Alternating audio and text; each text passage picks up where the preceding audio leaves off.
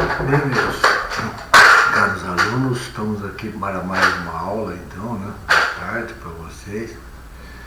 E já de tudo que fizemos na primeira aula, eu devo agora elencar aqui tudo que falamos rapidamente, né? Na aula passada, que foi a respeito de... fizemos uma grande recordação e entramos num assunto que foi o assunto de mora, né? E então abarcamos ali no assunto de mora, falamos a respeito da mora e o inadimplemento, né? O inadimplemento absoluto. A seguir nós abordamos ali o conceito e espécies de moras, né?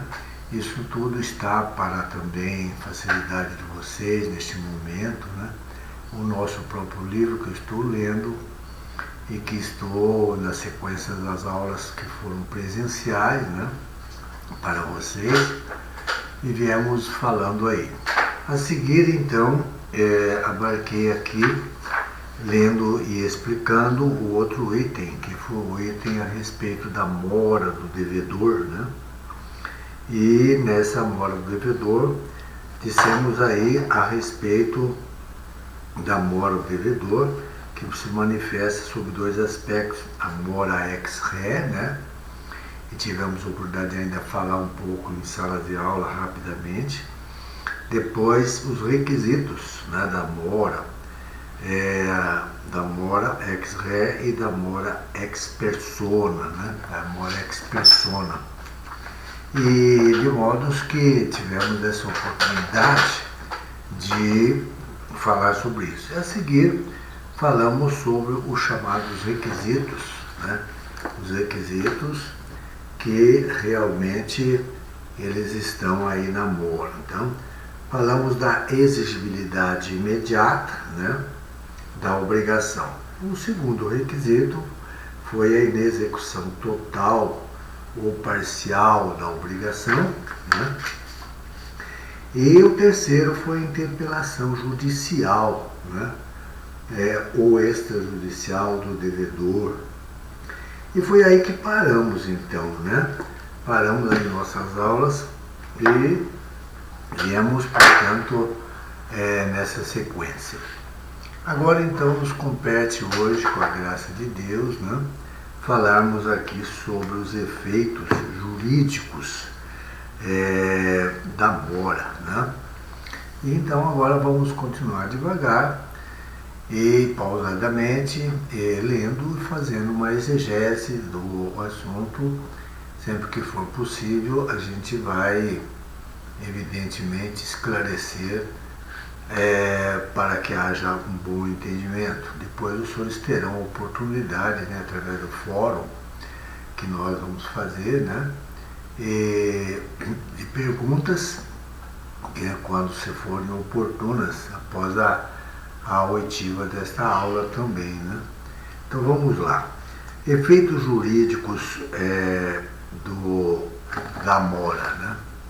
E então, nesses efeitos jurídicos da mora, nós vamos começar então o texto dizendo da seguinte maneira: a mora solvente produz os seguintes efeitos jurídicos. Então, recordo, a palavra solvente significa a mora do devedor, tanto que haverá momento em que ele será chamado de solvens, né?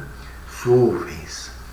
E então, esta mora solvente aí, do devedor, ela também abarca os seguintes aspectos aqui para os senhores, né? Os seguintes efeitos jurídicos. Passo aqui a leitura, né? O primeiro efeito: a responsabilidade do devedor pelos prejuízos causados pela mora ao credor está no artigo 395, né, do nosso Código Civil, mediante pagamento de juros moratórios, legais ou convencionais, a indenização do lucro cessante isto é, daquilo que o credor deixou de ganhar em razão da mora, compreendendo os frutos e rendimentos que poderia ter tirado da coisa devida, o reembolso das despesas efetuadas em consequência da mora, a satisfação da cláusula penal,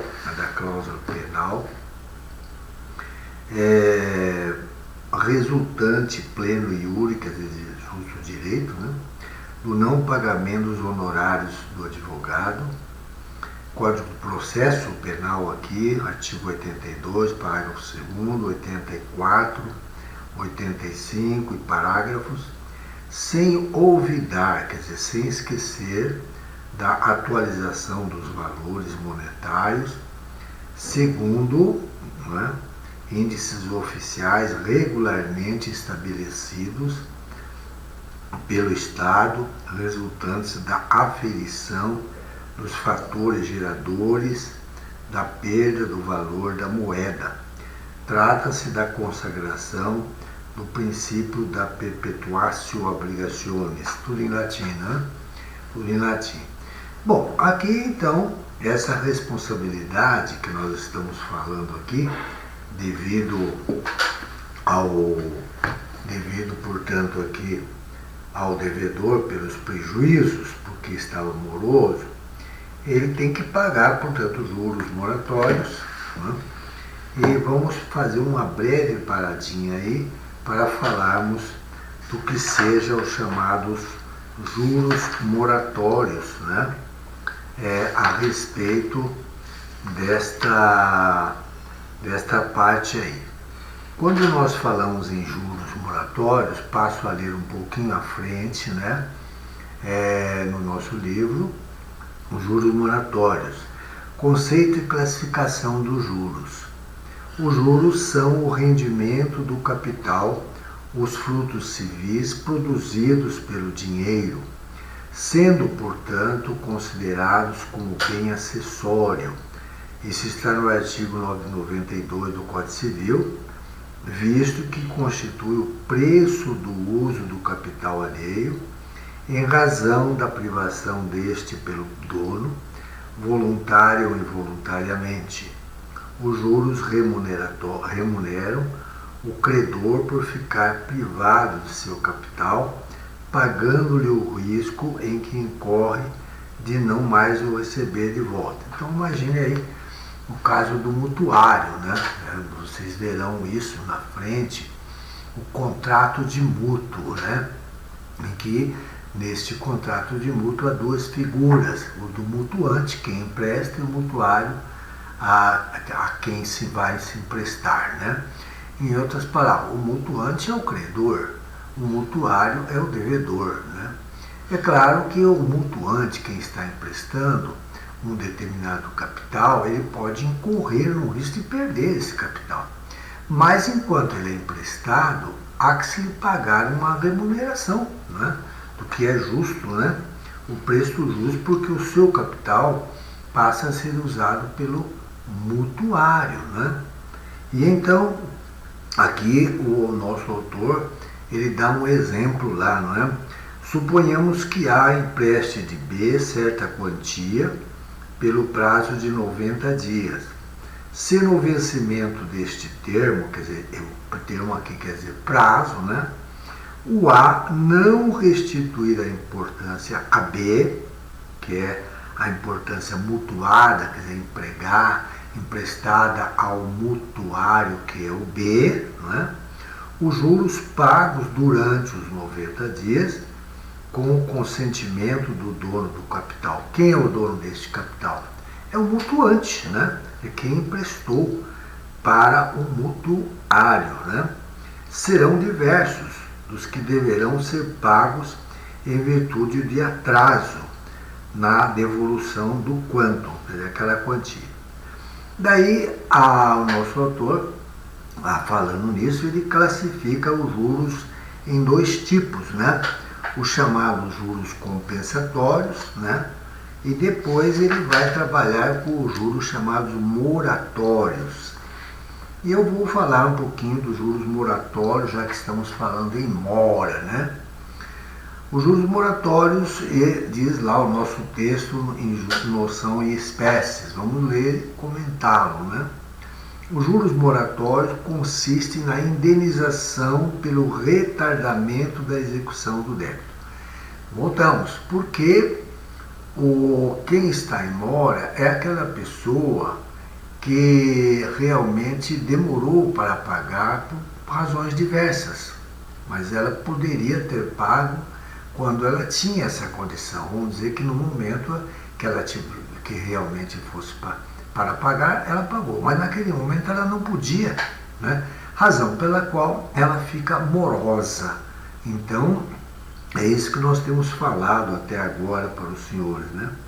E esses juros moratórios poderão ser os juros chamados convencionais, caso em que as partes estipularão para efeito de atraso no pagamento da obrigação, o que? A taxa de juros moratórios, né?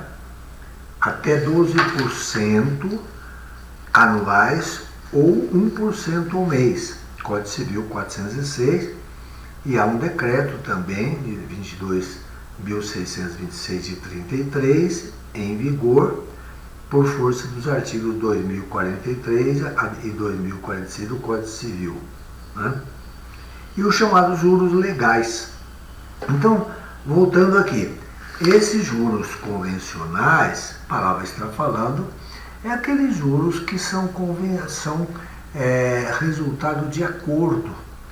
Convencionais vem da palavra convenção, quer dizer, o acordo de duas vontades. E no momento em que o contrato é elaborado, porque o contrato é sempre o quê? O fruto de duas vontades. No caso do empréstimo de dinheiro, há uma vontade do mutuante, né, e do mutuário. E naquele momento ele se convencionou. Daí a razão pela qual estamos falando de juros convencionais, né, os chamados juros convencionais aí. Muito bem. E o segundo tipo é o chamado juros legais.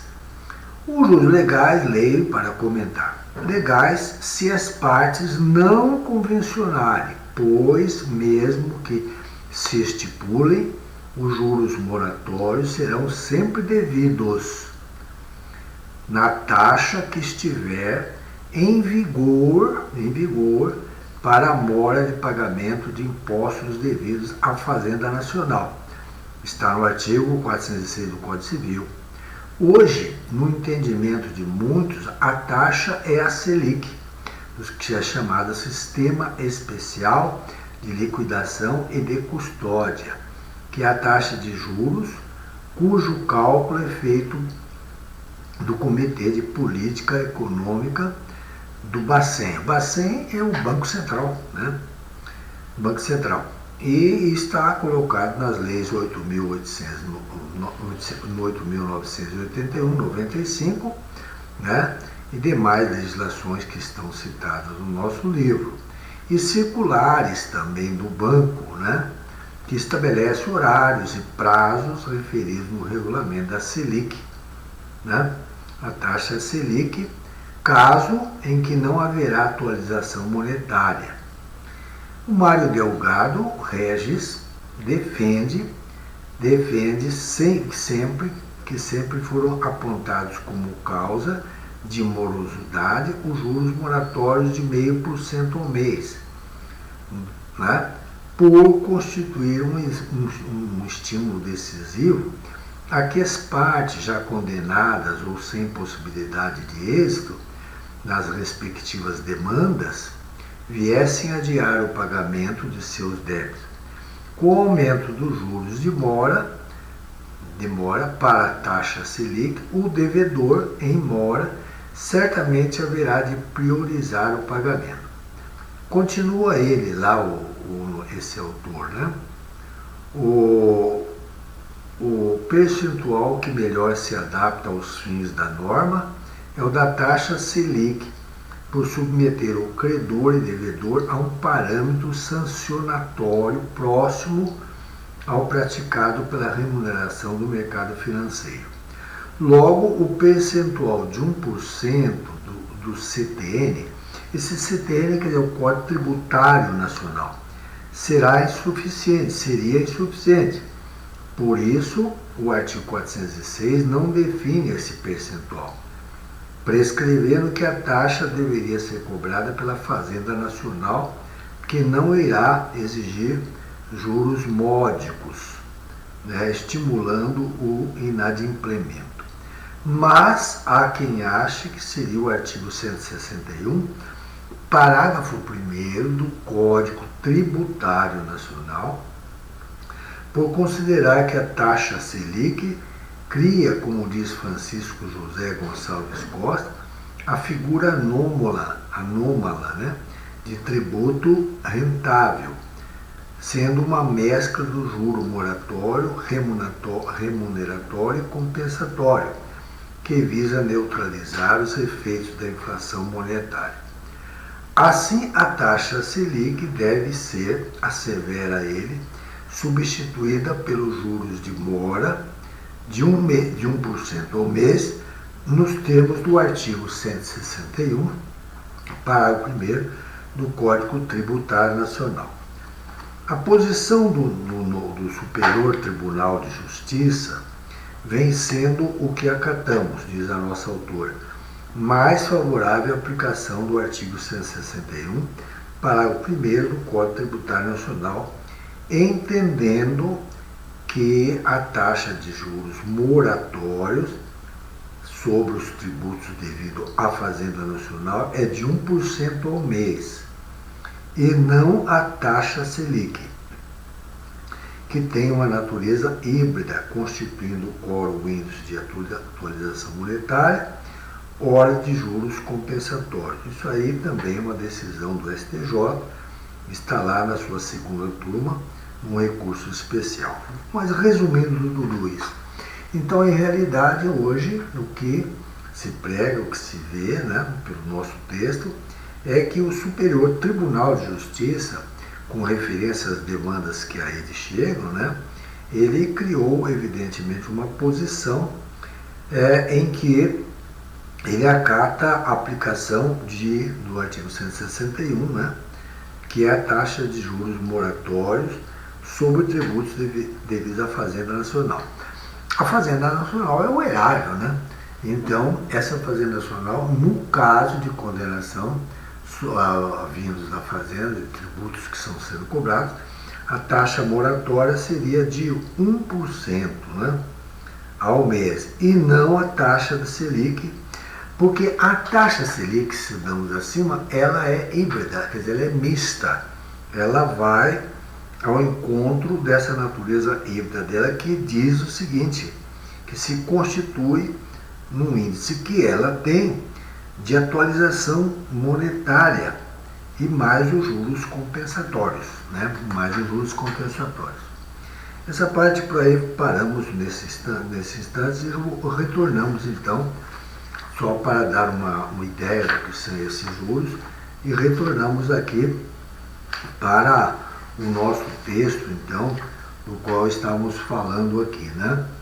E retornamos. O nosso texto, repetindo, falando da responsabilidade do devedor pelos prejuízos causados à mora, e mediante o pagamento de juros moratórios, é o que acabei de dizer lá, legais ou convencionais, indenização por lucro cessante, acabamos de falar agora há pouco, isto é, daquilo que o credor deixou de ganhar em razão dessa demora ou da mora, compreendendo os frutos e rendimentos que poderia ter tirado da coisa devida, reembolso das despesas efetuadas em consequência da mora e a cláusula penal resultante de pleno direito do não pagamento dos honorários de advogado. Bom, aí vem uma colocação, o que será essa chamada cláusula penal, né? A cláusula penal, ela está colocada aqui no nosso texto e eu vou até fazer a sua leitura e imediatamente faremos aqui o comentário desta cláusula penal, que está no nosso texto aqui, no nosso livro, que está para um efeito também de pesquisa, que os senhores irão ver na página 455 da professora Maria Helena Diniz. Eu passo a ler e comentar agora para os senhores. A cláusula penal, no nosso Código Civil, ela já existia em 1916 e ela disciplinava, né, no título concernente às modalidades de obrigações, por representar um dos modos pelos quais a obrigação se apresenta, né? Seguindo a esteira de Roger Secretan, né, preferimos, quer dizer, a autora, a nossa autora, a autora diz isso, e dos civilistas da época, a palavra preferimos, quer dizer, os civilistas, né, na época, 1916, incluí-la no capítulo relativo à inexecução das obrigações. Então, quando as obrigações não eram realmente cumpridas, né, portanto, inexecutadas, o que ocorria é que então havia essa cláusula penal. E que hoje no direito da obrigação continua também no nosso atual Código Civil, visto que uma de suas funções consiste em prever o seu inadimplemento, sendo uma pré-determinação das perdas e danos estabelecidos a priori, constituindo uma compensação dos prejuízos sofridos pelo credor com o descumprimento da obrigação principal. Então vamos explicar isso aqui. Desde 1916, quando nós tivemos o nosso primeiro Código Civil, já se falava no direito, quanto às obrigações, né, que haveria essa cláusula penal. E ela foi mantida no nosso Código atual, né, de 2002, foi aprovado em 2002, né, e entrou em execução em vigência em 2003, né, e o que diz aqui é o seguinte, que essa cláusula penal, já no momento em que havia a convenção, o acordo, né, o contrato entre as partes colocavam essa cláusula numa preocupação seguinte, preocupação que aqui está escrito de antemão, quer dizer, prevendo algo que pudesse ocorrer e que impossibilitasse uma das partes, né, ao cumprimento da obrigação. Portanto, essa parte que não pudesse ficaria inadimplente, né? E sendo uma determinação daquelas perdas que poderiam ocorrer, perdas e danos que deveriam ocorrer em face desse descumprimento da obrigação, né? Então, ele era estabelecido a priori. O que quer dizer a palavra priori em latim? Priori quer dizer por antecipação, né? Por uma precaução, né, de antemão, né, e constituíam, portanto, uma compensação dos prejuízos que o credor pudesse vir a ter em face do devedor.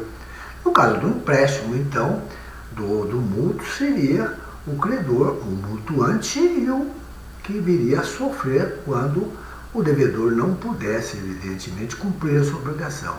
O devedor, né, que nesse caso seria o mutuário. E continuo. A cláusula penal, estipulatio pene, palavra latina, né, vem a ser um pacto acessório ao qual as partes contratantes estipulam de antemão uma pena pecuniária ou não, né, contra a parte infringente da obrigação, como consequência de sua inexecução completa, culposa, não dolosa, de alguma cláusula especial ou de seu retardamento, artigo 408 do Código Civil, fixando assim o valor das perdas e danos, garantindo o exato cumprimento da obrigação principal, artigo 409, segunda parte. Então, ela constitui uma estipulação acessória. O que é a palavra estipulação? É uma combinação acessória, quer dizer, ela não era a parte principal do contrato, mas um pacto acessório. Pacto quer dizer, novamente, um acordo em segundo plano, mas que reforçaria pelo não cumprimento de uma das partes, né, e que pudesse evitar perdas maiores e compensar as perdas e danos que o credor viesse a ter, né, em face daquilo que foi estipulado. Então, o que acontece, continua, constitui uma estipulação pelo qual uma parte, né, a fim de compensar o cumprimento da obrigação, se compromete a satisfazer certa obrigação indenizatória, seja ela uma prestação em dinheiro ou de outra natureza, como a entrega de um objeto, a realização de um serviço ou a abstenção de um fato, né? Se não cumprir o devido ou o fizer tardia ou irregularmente, fixando o valor das perdas e danos devidos à parte inocente em caso da inexecução contratual. Essa inexecução contratual. Então, acho que deu bem para esclarecer isso aí e entender. Mas eu continuo na página seguinte, né? Porque, aliás, nessa mesma página, uma parte que eu achei interessante também, e andei já falando aos senhores em aulas passadas, né? O problema da astrentes, né? O que será essa tal de astrentes? E eu me lembro de um fato. Quando eu era delegado de ensino da região de Ourinhos, eu viajava muito para a cidade de Marília. E indo para Marília, a 90 quilômetros de Ourinhos, né? E depois de passado muito tempo, eu vi um fato, num dos nossos livros da professora Maria Helena, que está no rodapé de uma de suas lições, que diz lá o seguinte, né? Houve uma época, e que já não era da minha época, que o Departamento de Estrada de Rodagem, hoje chamado DENIT, ele tem a missão de conservar as pistas, né? E essa pista de Ourinhos até lá, repito, 90 quilômetros, num determinado trecho ela não estava bem. E já havia morrido algumas pessoas, tinham falecido ali, né? Em face dessa má conservação. Então houve ações contra esse Departamento do Estado, para que ele viesse a recapear naturalmente e melhorar essas condições da pista. E, determinado tempo depois, ele começou a fazer. Mas aconteceu o seguinte, ele fazia de forma muito demorada, né? E as partes que entraram em juízo contra esse departamento estatal, né, vinham depois falar de uma multa, viriam a falar de uma multa que a empresa deveria sofrer em face da demora do término da obra, porque era muito morosa, né? Era muito morosa. E aí é interessante que nesse volume agora que nós estamos trabalhando, de obrigações, existe essa colocação da chamada multa por atraso da execução, que era chamada astrentes. Passo a ler para os senhores e também comentar.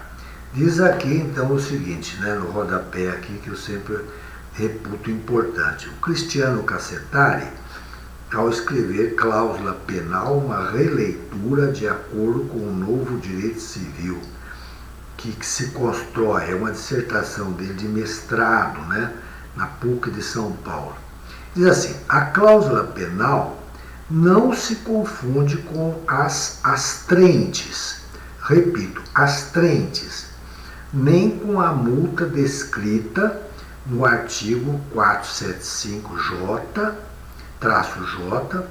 hoje, né, artigo 523, parágrafo 1º e 2º, a terceiro, 524, inciso 7º, do Código de Processo Civil, né, que é a matéria que nós estamos tratando, é o nosso problema da nossa cláusula penal. A primeira que é a cláusula penal nossa, né, de danos, tem uma natureza de multa cominatória processual. A nossa, ela é processual, né, fixada pelo juiz, sem limitação quanto ao seu valor, né? É a nossa lá. Agora, e a segunda, que é chamada astrente, ela tem a segunda tem a conotação de multa punitiva, processual também, cujo percentual é estabelecido e descrito em lei. Então a nossa é também processual, a segunda também é. Só que a nossa segunda, a cláusula penal, ela relata da preocupação no momento do contrato ser elaborado, né, em que havia uma previsão de antemão, uma preocupação no caso de não haver cumprimento da obrigação. E esse não cumprimento acarretaria perdas e danos para o credor. Agora, aqui não, as astrentes como eu havia falado, a empresa tornou-se morosa ao executar e ela tem uma penalidade, então, através dessa multa de astrentes, que é uma multa de caráter punitivo, né? Punitivo. A outra nossa, evidentemente, tem esse caráter de perdas e danos. E por falar aí também em perdas e danos, né, eu continuo com a cláusula penal, daqui a pouco falarei sobre perdas e danos. A cláusula penal tem, segundo Musset, né, e Turrapace, né, uma função compulsória, quer dizer, obrigatória, por constituir um meio de forçar o cumprimento do avançado, consistindo numa pena que visa a punir a conduta ilícita e assegurar o adimplemento da obrigação, já que constrange psicologicamente o devedor ao seu pagamento. Teria unicamente por escopo, quer dizer, por objetivo, reforçar ou garantir o cumprimento de uma obrigação, sendo apenas uma sanção ao seu inadimplemento, ou atraso, sem levar em consideração o ressarcimento do dano, né? Outros, como Orosimo Donato e outros autores, já entendem, salientam a sua função indenizatória, isto é, de estimar previamente as perdas e danos, constituindo uma liquidação convencional e antecipada das perdas e danos resultantes do inadimplemento da chamada avença. A avença é o acordo, né? A avença é o acordo. Então agora podemos falar um pouquinho, já que estamos dizendo aí tanto de perdas e danos aqui, eu, como de hábito, costumo sempre fazer uma parada aos senhores e explicar aquilo que está lá e depois retornar de onde viemos, não? Bem devagar aí, para que possamos entender o nosso assunto. E as perdas e danos estão na página 449 do nosso texto, né? Porque a cláusula penal, como eu já havia dito para os senhores, essa cláusula penal está estipulada lá no nosso livro, na minha edição, 455, perdas e danos, a cláusula penal. Agora, repetindo, né, porque nós estamos falando em vídeo e pode haver alguma confusão, né? Não queremos. Ela está estipulada na página 449, repito, perdas e danos, que passo a ler e comentar também, né? A noção de perdas e danos. O artigo 389 e 395 do Código Civil, esses artigos, prescreve que, não cumprindo a obrigação ou deixando de cumpri-la pelo modo e no tempo devidos, não é? Responderá o devedor por perdas e danos, mais juros, atualização monetária e honorários de advogado, os quais não se confundem com as verbas de sucumbência, por força do artigo 23 da Lei 8.906/94, que pertence ao advogado. Aí é o seguinte, o que é sucumbência? A palavra sucumbência é que quando o A entra com ação contra B e depois esta ação ele ganha, o juiz então lhe dá uma sentença de procedência, né? Mas é claro que o B, sabemos, pode fazer um recurso no tribunal, né? Mas admitamos isso aí, que o A depois definitivamente também ganha no tribunal. Então é arbitrado a verba de sucumbência, né? É a verba ao advogado que trabalhou na questão para o A, né? E que terá que ser paga a ele pela parte que vencida, né? Então nessa verba de sucumbência não está aí, não pode ser equivocada a respeito dessas perdas e danos. As perdas e danos se trata da própria do valor que deverá ser recebido pelo credor, né?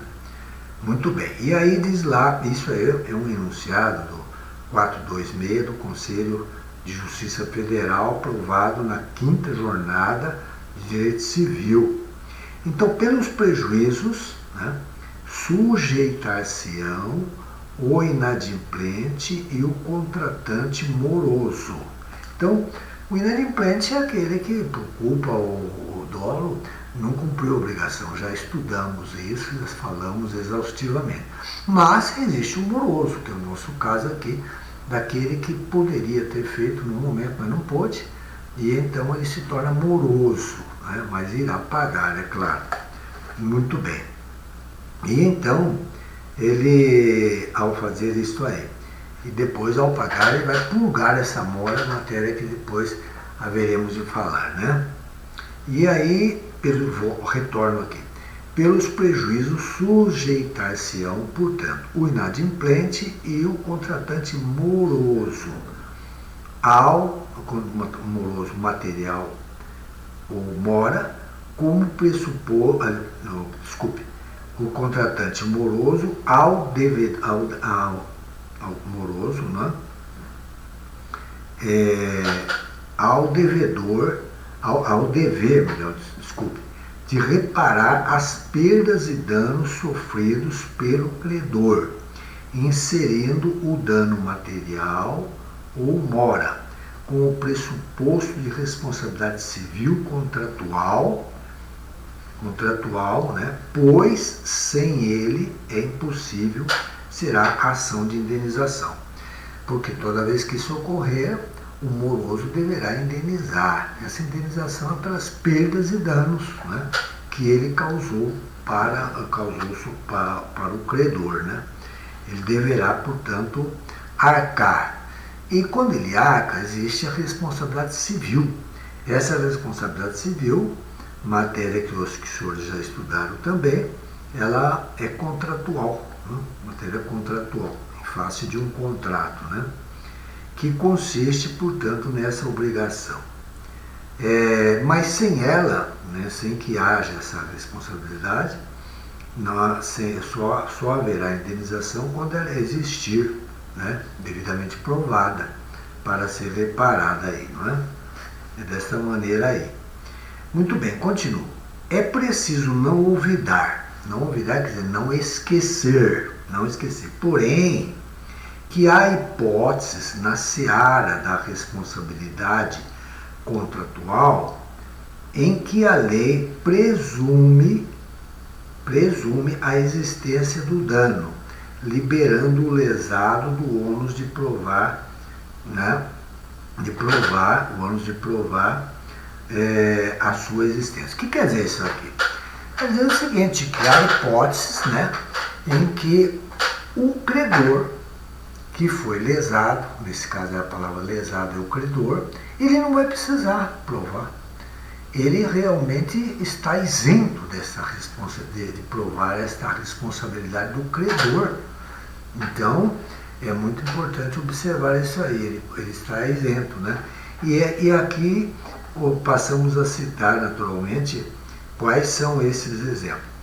É o que se dá, então, por exemplo, a mora nas obrigações pecuniárias, pois, independentemente de qualquer prova do prejuízo, o credor terá direito à indenização, segundo o Código Civil, artigo 404, 407, como se tivesse havido efetivamente um dano.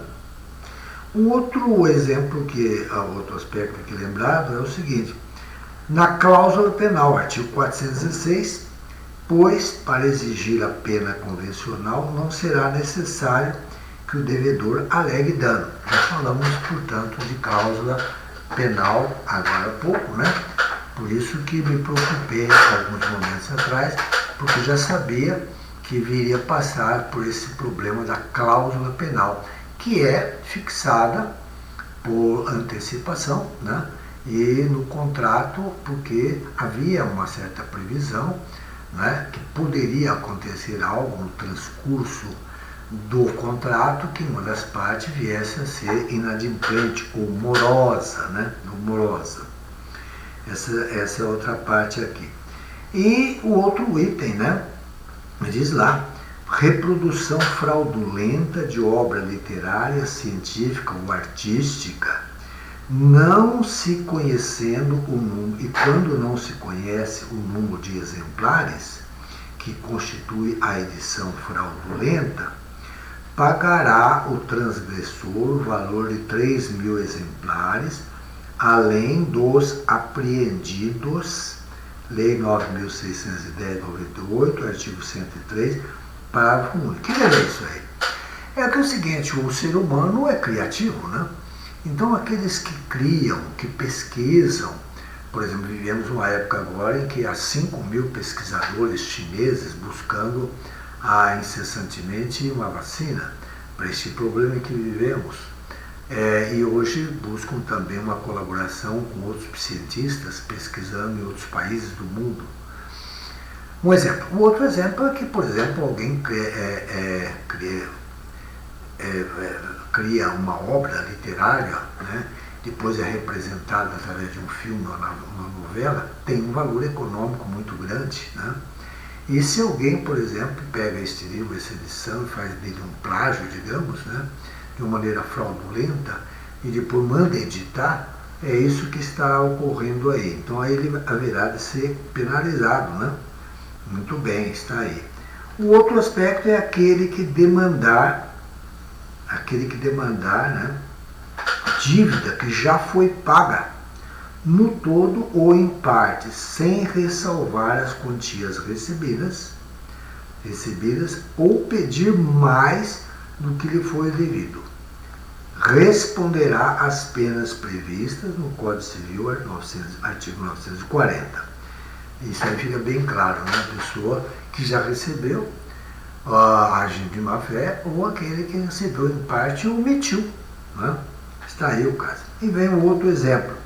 O segurador que ao tempo do contrato sabe estar passado o risco de que o segurado se pretende cobrir e, não obstante, expede a apólice, pagará em dobro o prêmio estipulado. Artigo 773 do Código Civil. Está fácil aí a compreensão. E continua ainda, né? Convém esclarecer que tais casos não são propriamente de indenização sem prejuízo, mas de dispensa da alegação ou da prova. Então, nesse caso, como houve, evidentemente, aquela estipulação da cláusula penal, né, e também agora nos exemplos que nós já falamos aqui também, que liberam o credor ou o devedor nesse sentido, né, de haver essa colocação. E então, continua. Perdas e danos. O dano vem a ser a efetiva diminuição do patrimônio material ou imaterial do credor. Esse patrimônio material é aquilo que é físico, né? Palpável. E o imaterial é uma ideia, uma criação de alguém que foi, digamos, furtivamente levada por outrem, né? Indevidamente, ilicitamente. É uma fórmula, digamos assim, criada por alguém a respeito de uma pesquisa científica. É uma ideia, a palavra imaterial. e depois ela vai ser concretizada, né, através de uma evidentemente, de um objeto. Um exemplo, por exemplo, repito, por volta da década de 60, quando a ciência acabou por descobrir a pílula, que possibilitou a liberdade sexual da mulher, né? Antes ela não havia, quando ela ela decorre de pesquisa científica, de ideias, de experimentações, que passaram a ter depois a sua concretização através de um objetozinho, que era a pílula, né? Então, enquanto não materializado, ela estava, sob o aspecto de vista, imaterial, era apenas uma ideia, né? Muito bem. E aí, podemos continuar aqui.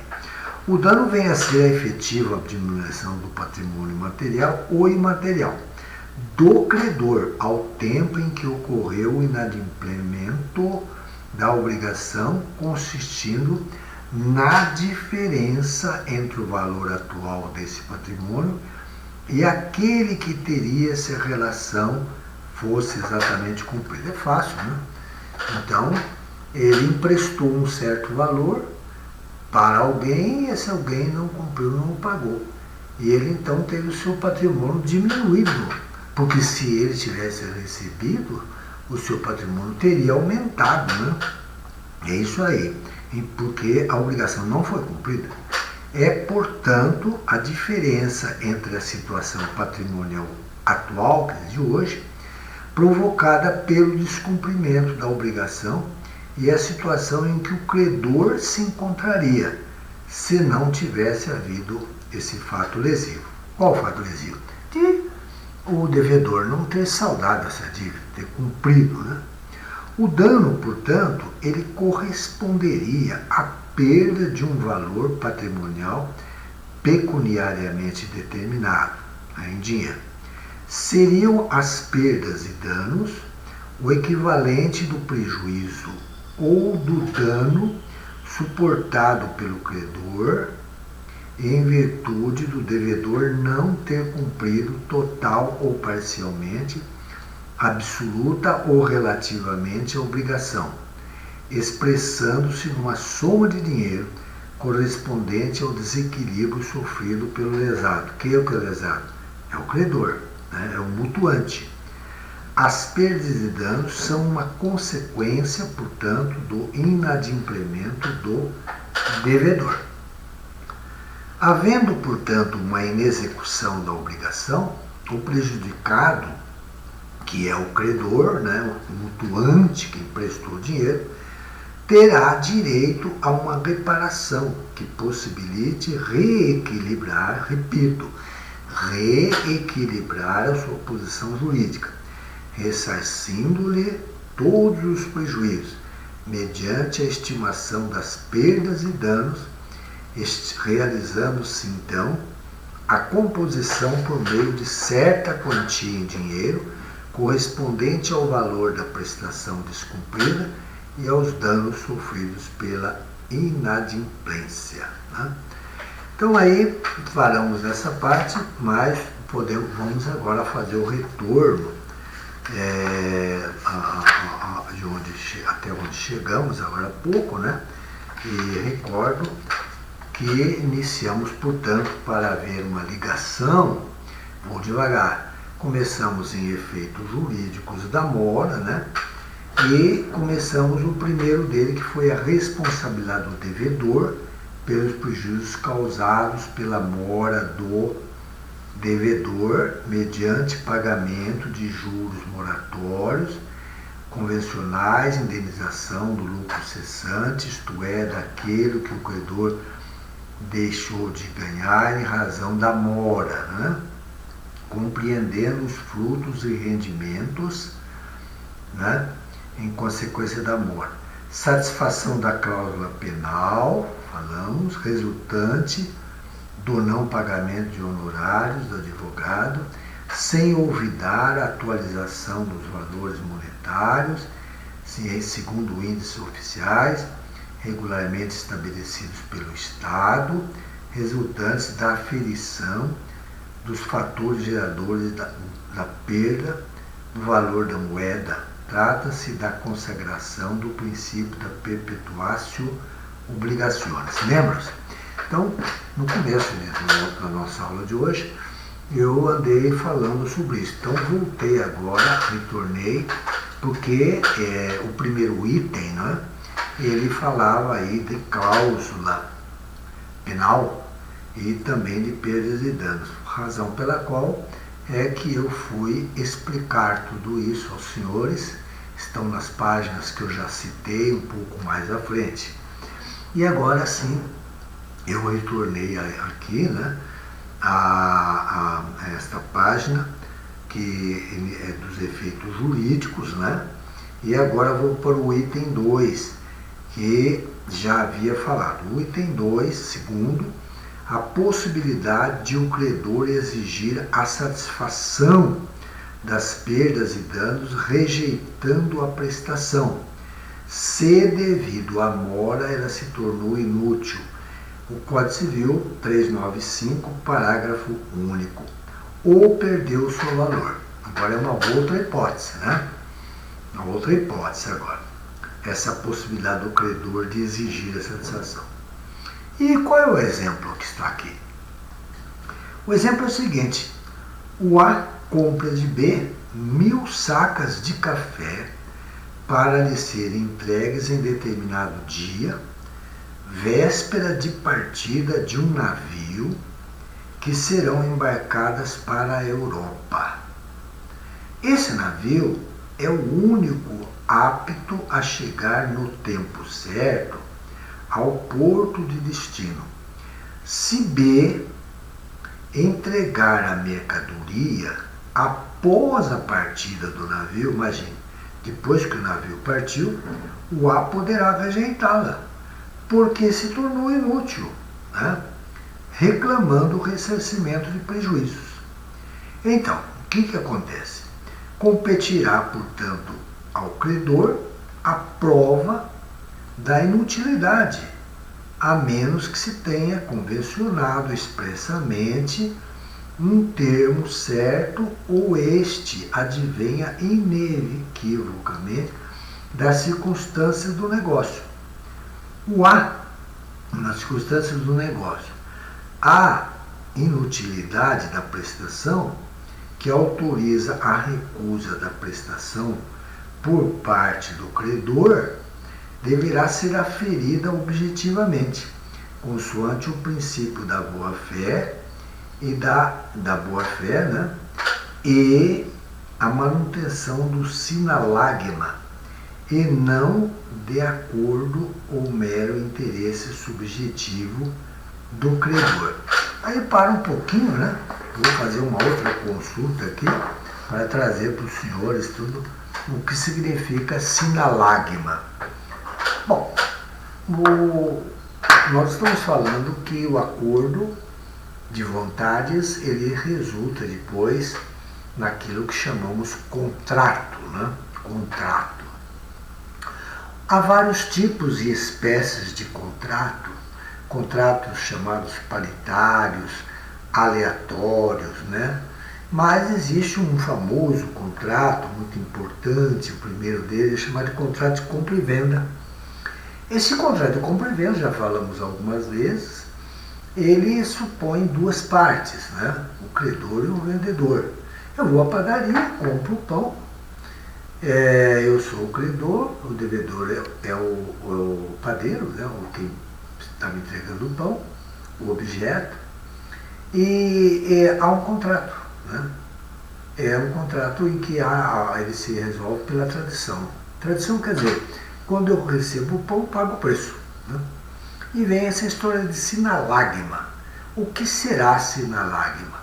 Então, eu vou fazer uma pequena leitura e explicar para os senhores o que é um sinalagma. Isso está no meu livro, no livro da professora Maria Helena Diniz, que é a teoria das obrigações contratuais, né?